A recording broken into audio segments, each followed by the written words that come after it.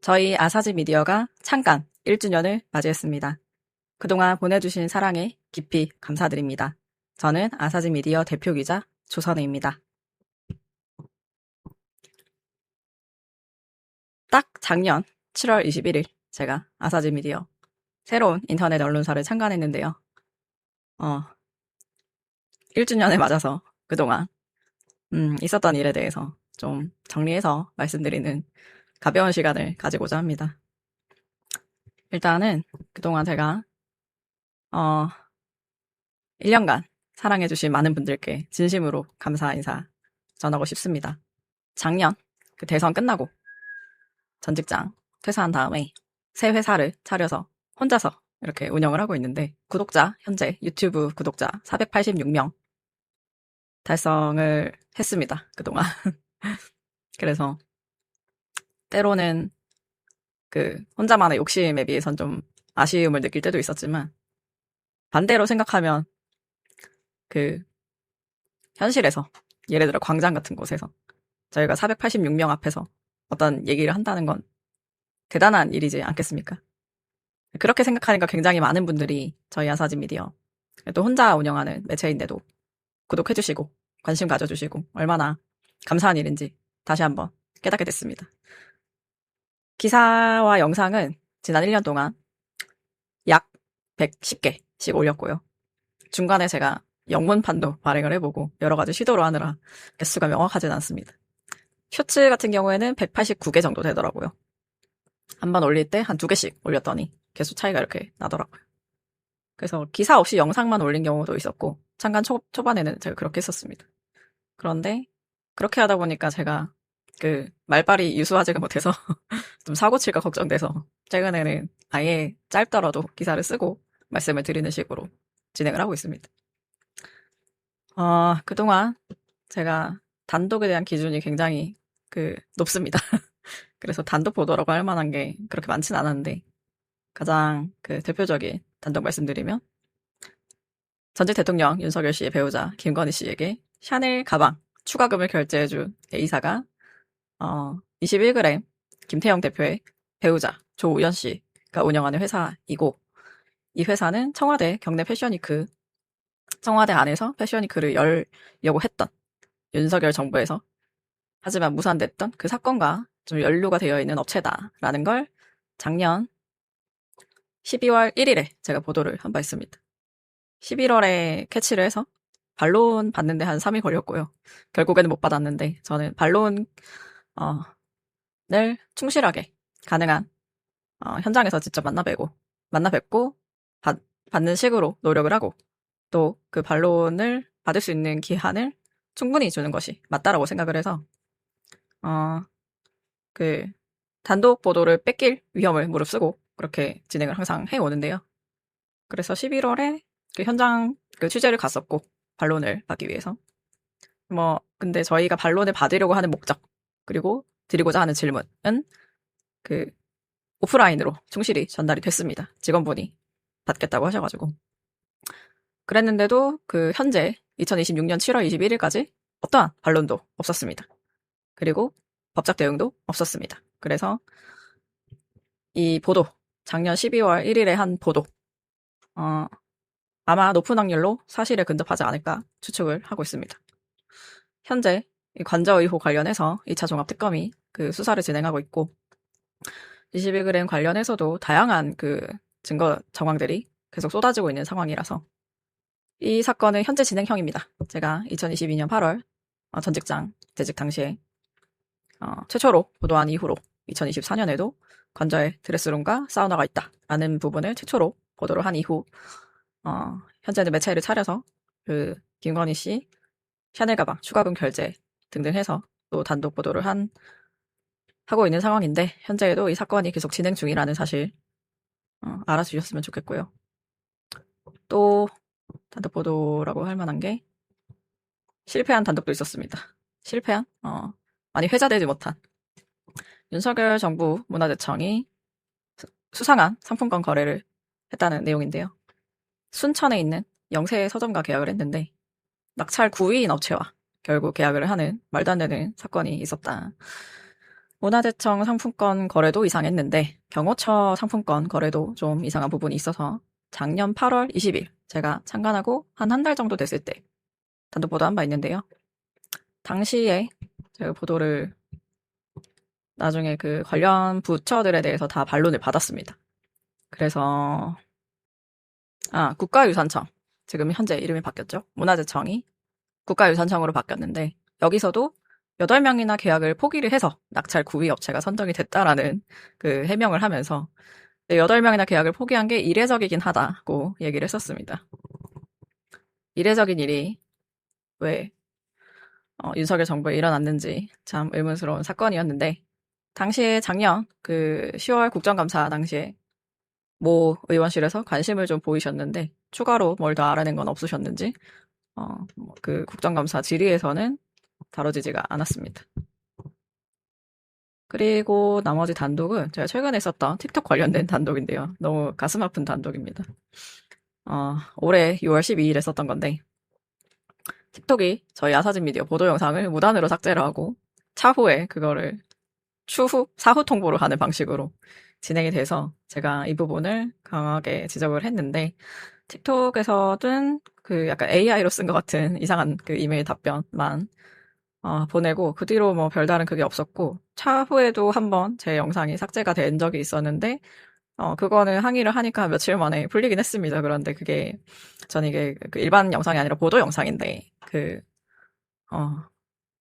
중국의 그 영상 플랫폼이 자기들이 자의적으로 이걸 삭제를 하고 다시 올리고 복원해주고 하는 것이 말이 안 된다고 생각해서 아예 틱톡에서는 철수했습니다. 그냥 뭐 더 다투거나 할 여지도 있었는데 제가 체력이 한계가 있고 다른 보도하는 게 더 중요하다고 생각이 들어서 이게 또 올해 7월부터 정통망법 개정안이 시행되지 않았겠습니까? 그래서 굉장히 좀 그 의미 있는 보도라고 생각을 했는데 별다른 그 반향이 없더라고요. 그래서 이런 일이 있었다라는 사실을 제가 그 아카이브하는 차원에서 기사를 썼었고요. 이 틱톡에 많은 그 언론사들이 그 진출을 해 있는 상황이긴 한데 그런 시사 유튜버들 등 해서 틱톡은 잘 활용을 하지 않는다는 걸 제가 나중에서야 깨달았는데 제 초기 그 의도는 작년 12월부터 틱톡을 했었습니다. 처음에 유튜브만 있는 줄 알고 그쪽으로 이제 하다가 어떤 분이 틱톡도 한번 해봐라 이렇게 해가지고 젊은 분들이 많이 본다고 하길래 그때 처음으로 가입해서 했었는데 이런 식으로 진행을 보도 영상을 마음대로 자기들이 보이지도 않는 그 뚜렷한 기준도 없이 자의적으로 내리고 올리고 하는 거는 민주주의 사회에서는 용납할 수 없는 행위라서 저는 여기는 제 소중한 보도 영상을 올릴 이유가 없다고 생각을 해서 최근에는 안 올리고 있습니다. 그래서 틱톡에서 이런 말도 안 되는 일이 벌어지고 있다라는 사실 관심 있는 분들은 나중에라도 찾아보시면 제가 어떤 일이 있었는지 소상히 남겨놨으니까 유튜브에는 아직 이 비판 영상도 있고 틱톡에서 내렸던 그 영상 해당 영상도 다 나와 있습니다. 그래서 보시면 아실 수 있다라는 점. 그리고 이거야말로 제가 독립 매체이기 때문에 고발할 수 있는 부분 아니었을까라는 생각도 들었고요. 다른 대형 언론사에서는 이런 일이 만약에 벌어진다 하더라도 어떻게 대응을 하고 있는지 모르겠습니다. 아마 틱톡이 주요 그 플랫폼은 아닐 텐데 그럼에도 불구하고 그쪽 그 시청자분들이랑 소통하는 부분이 있어서 마지못해 보도 영상을 업로드하는 건 아닌지 개인적인 의심을 들긴 합니다. 그런데 뭐 알 수 없고 저는 독립 매체이기 때문에 뭐 눈치 볼 것도 없고 틱톡에서 그동안 뭐 수입이 있었던 것도 아니기 때문에 당당하게 이런 일이 있었다라는 점 밝혔다는 사실 말씀드리고요. 그리고 단독 보도는 아니지만 제 나름대로 유의미한 성과가 있었다라고 생각하는 보도를 좀 더 소개를 해드리면 이거는 창간 당시에 올렸던 기사입니다. 1주택자가 집을 팔면 내는 세금 그리고 똑같은 수입을 벌어들인 근로소득을 벌어들인 직장인의 내는 세금 비교한 기사였는데요. 작년 7월 23일 보도한 기사였습니다. 그래서 부동산 그 세제 문제에 대해서 그 얘기를 했던 기사인데 이 부분이 놀랍게도 그 제가 보도를 하고 올해 1월부터인가요? 이재명 대통령이 계속 부동산 세제를 그 언급을 많이 해주시고 특히 장특공제 관련해서도 그 지적을 여러 번 해주셨는데, 작년 7월 23일만 하더라도 그 장특공제 폐지, 그러니까 1거주 1주택자 같은 경우에는 좀 더 저는 더 과격한 주장을 한 거죠. 아예 폐지를 하는 것이 어떤가. 혹은 부동산 가액에 대해서 세금을 매기자. 1주택자, 주택 수가 아닌 가액에 대해서 그 기준을 정하고 세금을 매기는 게 어떻겠냐라고 주장을 한 게 제가 파악하기로는 제가 처음이었습니다. 아사진 미디어가 가장 먼저 던진 화두였고, 뭐 시차가 좀 있긴 하지만 나중에는 대통령도 비슷한 언급을 해주셔서 굉장히 저는 의미가 있었던 보도라고 생각을 합니다. 제 영상을 봐주시는 많은 구독자분들, 그리고 구독하지 않고도 보시는 많은 분들이 여의도에 좀 몇 분 계시는데 그분들이 전달을 해주신 건 아닌지 추측만 하고 있고요. 몇 분은 제게 직접 보고 있다고, 잘 보고 있다고 말씀을 해주셔서 감사한 마음으로 영상을 항상 보도를 하고 있는데 그렇습니다. 그리고 뭐 또 다른 보도 같은 경우에는 저희가 작년 7월 국민의힘 당대표로 장동혁 대표가 선출이 된 이후부터 쭉 계속 윤허개인에서 벗어나셔야 한다는 영상을 거의 일주일에 한 두세 번 정도는 계속 올렸던 것 같습니다. 한 8개월 정도. 그래서 쭉 그 얘기를 했었는데 제가 파악하기로는 또 당시만 해도 윤허개인이랑 절연을 해야 한다라는 주장을 장동혁 체제 극초기부터 강하게 얘기를 했던 매체는 거의 없었던 걸로 기억을 합니다. 근데 저는 뭐 독립 매체기도 하고 그런 거 눈치 볼 거 없이 정말 우리나라 정치가 정상화되려면, 그리고 국민의힘도 여러 부분 미운 점이 많지만 그래도 우리나라의 제1야당이기 때문에 정상화되는 것이 바람직하다라는 개인적인 소신을 여러 보도를 통해서 좀 드러낸 바 있는데요. 그래서 윤허개인과 절연하지 못하면 국민의힘이 지방선거에서 참패를 할 것이고 장동혁 체제가 흔들릴 수 있다라는 얘기를 장동혁 체제 탄생부터 얘기를 했었습니다. 그런데 뭐 이런 거 그대로 현실화되어서 너무 슬픈 지점인데요. 정말로 그렇게 되어버려서 현재에도 장동혁 대표에 대해서 사퇴 요구를 계속적으로 지속적으로 당내에서 계속 나오는 걸로 알고 있고, 사실은 이게 좀 약간 그런 상황이 지연이 좀 길어지다 보니까 많은 분들이 관심을 오히려 못 가지시는 것 같아요. 약간 그렇게 될 줄 알았다. 정말 그렇네. 쟤네 왜 저래? 약간 이 흐름으로 그냥 쭉 지켜보는 느낌이거든요. 그래서 물론 저뿐만 아니라 많은 분들이 윤허개인과 절연을 해야 한다라는 주장을 그 이후에는 정말 많은 매체에서 정말 많은 또 스피커들이 막 주장을 해왔기 때문에 저 혼자만의 그건 당연히 아니겠지만 좀 총대 메고 처음에 얘기를 던졌던 매체로서 좀 뿌듯한 감이 있고요. 남은 총선이 좀 한 2년 정도 남아서 기한이 좀 많이 남은 것처럼 보이지만 저번에도 말씀드렸듯이 총선 준비만 1년이고 그 전에 1년 안에 모든 흐름들을 정리가 되어야 그 다음 1년부터 준비를 해서 총선을 치르게 되는데, 장동혁 체제가 계속적으로 만약에 지속이 된다면, 끝까지 버티기로 들어간다면 이게 그렇게 만만하게 흘러가지 않을 것이다라는 얘기를 다시 한번 드리고 싶습니다. 그리고 최근에는 또 보안수 사건 관련해서 여러 가지 얘기들이 많이 나와서 제 개인적으로 이걸 누군가가 정무 감각을 쏙 빼고 뭐가 정말로 우리 사회에 필요한 정책인지를 짚어주면 좋겠다라고 생각을 해서 제가 다른 새로운 전문가분께 말씀을 듣는 것도 유익하겠지만, 저는 아주 많은 전문가분들이 세상에 내놨던 많은 목소리들조차 별로 소화가 안 되고 있는 것 같다라는 생각이 처음에 들어서, 그때 당시 나왔던 토론회, 논문 이런 것들을 다 종합을 나름대로 제가 접할 수 있는 거는 다 본 것 같습니다. 다는 아니고 많이 본 것 같습니다. 그래서 그 부분을 정리를 해서 보도를 했는데, 조회수 기준으로는 사실상 정말 안 나오죠. 어려운 내용이고 머리 아픈 내용이라서 많은 분들이 잘 안 보시긴 했는데, 저는 몇몇 기자분들께 그 기사 정리된 거 잘 봤다라고 얘기를 들어가지고 기자분들께 도움이 되면 그거 나름대로도 의미가 있는 보도여서 그렇게 저 뿌듯함을 느꼈었고요. 많은 분들이 정파적으로 말고 어떤 정책을 볼 때 실질적인 우리 사회에 미치는 영향, 그리고 부작용까지 좀 살펴볼 수 있는 계기가 많았으면 좋겠다라고 개인적으로 생각을 합니다.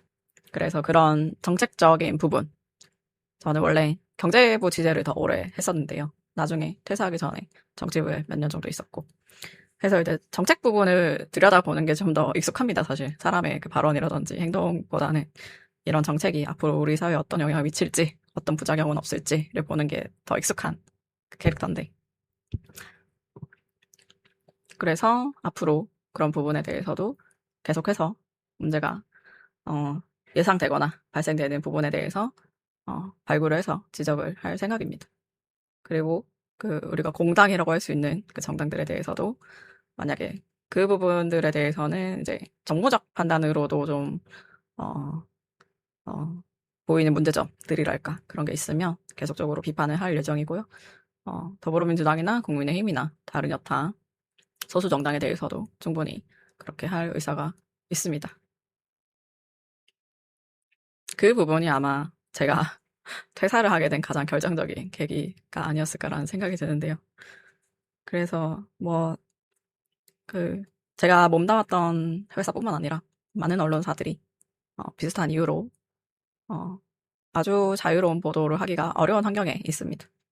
그래서 그 부분을 제가 9년 동안 그 전 직장에서 일하면서 빠져나올 구멍들을 많이 만들어 봤었습니다. 예를 들어 어떤 정책이 정치적으로 굉장히 그 논란의 중심에 서 있는 상황일 때 제가 생각하는 개인적인 그 의견은 요러요러한데 그렇게 기사를 쓰기가 어려우니까 양단의 그 전문가분들을 취재를 해서 양쪽 다 의견을 실을 수 있도록 보도를 할 수 있도록 그 데스크나 다른 분들 설득을 하고 실제로 그렇게 보도를 하고 했던 기억이 있습니다. 그런데 나중에는 그게 좀 그것마저 좀 답답함을 어느 정도 느껴가지고 이제는 나가서 독자적으로 그 목소리를 좀 내야겠다라고 생각을 해가지고 퇴사를 했던 게 가장 크고요.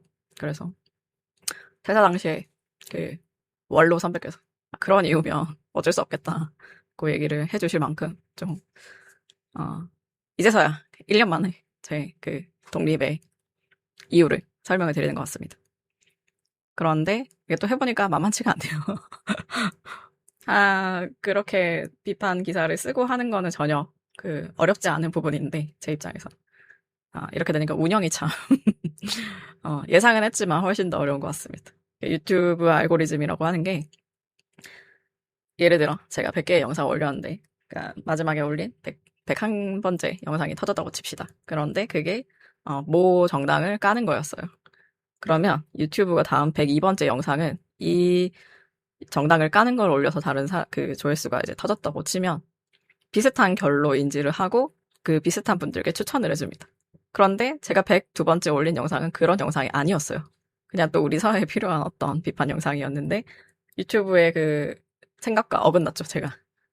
너 이런 거 좋아하는 사람들한테 만들어주는 거 아니었어? 근데 이거 왜 안 팔리지? 라고 얘가 갈피를 못 잡습니다. 요지는 한 라인에 맞춰서 쭉 영상을 만들면 비슷한 사람들에게 추천이 훨씬 용이하고 유튜브 입장에서는 타겟팅이 아주 용이하기 때문에 그런 영상을 더 많이 추천을 해줍니다. 대중들에게. 그런데 저 같은 경우에는 그렇게 하지 못하다 보니 못하는 게 아니라 안 하는 거겠죠. 제가 그렇게 했다면 이미 지금 현재보다 볼륨은 훨씬 더 커졌을 겁니다. 그런데 어쨌든 그 유튜브 알고리즘을 그 타파하면서 지금 운영을 하다 보니 굉장한 어려움이 있다는 사실. 그래서 어떻게든 되겠죠. 하다 보면 또 길이 열리겠죠. 저는 그렇게 항상 생각을 합니다. 그래서 그런 점이 있다는 점 말씀드리고 싶었고요. 그리고 제가 최근에는 그러니까 특히 독립하고 나서 저는 사회부 취재를 해본 적이 없어요. 그러니까 이전에. 그래서 검찰 출입을 해본 적이 없어서 그 안에 실제 시스템이 어떻게 돌아가는지는 솔직히 잘 모릅니다. 그런데 제가 김건희 씨 관련해서 2022년부터 특종을 쭉 해오던 입장에서 그 현재 그 상황도 팔로우업을 해야 되는 입장이라 그 기사를 쓸 수밖에 없는데 그 검찰발 기사는 정말 재밌어요. 이게 사후적으로도 정보가 아예 오픈이 안 됩니다. 누구를 구속했다거나 누구에게 구속영장을 청구를 했다거나 이런 게 사후적으로도 드러나지 않아요. 보통 다른 많은 부처들은 출입기자단에게 보도자료를 일찍 줍니다. 기사를 쓰는데 도움이 되시라고. 그런데 어쨌든 어떤 정책을 발표를 하고 나면 발표 직후부터 사후적으로 보도자료가 다 배포가 됩니다. 홈페이지에 다 있죠. 그런데 검찰의 움직임은 전혀 그렇지가 않더라고요. 그래서 제가 사후적으로 타사 보도를 보고 인용 보도를 할 수밖에 없는 게 사후적으로도 오피셜하게 얘기를 안 해줍니다. 이 사람 구속영장 청구를 했다라는 여부에 대해서 전혀 안 나옵니다. 그래서 기자단은 아마 따로 이메일을 받거나 문자를 받거나 하겠죠. 그래서 이 기자단에 들어가는 게 만만치가 않은데 그 사후적으로도 정보 접근성이 굉장히 막혀 있구나. 그럼 어쩔 수 없이 인용 보도를 할 수밖에 없는데 제가 검찰발 보도 항상 인용 보도를 하는 데 대해서 혹시 어떤 분들이 좀 의아해 하실까봐 이 점 말씀드려봤습니다.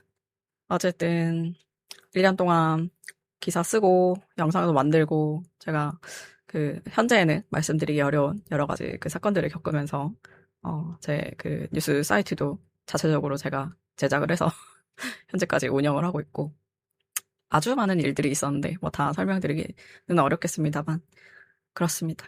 제가 뭐 열심히 해야겠죠. 많은 분들이 보실 수 있게 좀 더 재밌게 만들어야 되는데 처음에 이제 처음이 아니라 중간에 동물 영상도 넣고 막 그랬잖아요. 그런데 이게 별로 효과가 없더라고요. 그래서 어떻게 하면 많은 분들이 좀 지루하지 않게 제 보도를 보실 수 있는지 항상 고민을 하고 있습니다. 좀 좋은 아이디어 있으신 분 댓글이나 저희 핸드폰 번호가 더보기란에 다 공개가 되어 있어서 그쪽으로 의견 주시거나 하면 감사드리겠습니다.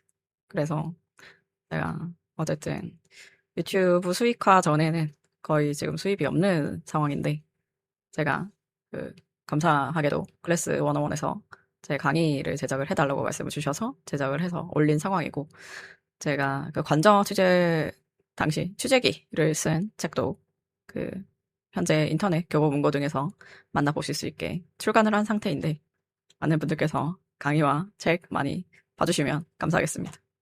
앞으로도 계속 유익하고 좋은 보도 영상으로 찾아뵙도록 하겠습니다. 오늘은 여기까지고요. 감사합니다.